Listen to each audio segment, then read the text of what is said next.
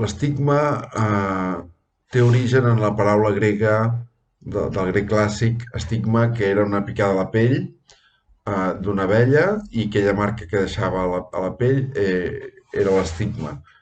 Uh, Més tard aquesta paraula va adquirir altres connotacions. Quan Jesucrist estava clavat a la creu, les ferides de les mans de Jesucrist clavat a la creu doncs són els estigmes.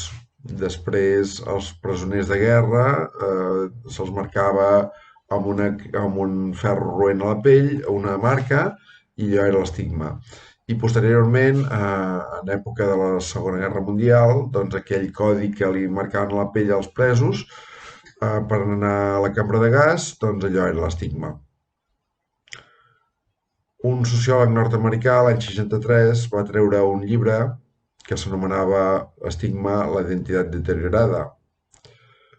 En aquest llibre, Erving Goffman, que és aquest sociòleg, explicava doncs, que hi ha determinats col·lectius socials que estan estigmatitzats.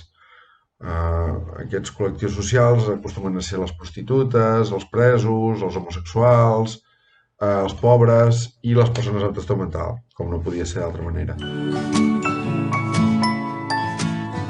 I know that I'm no different.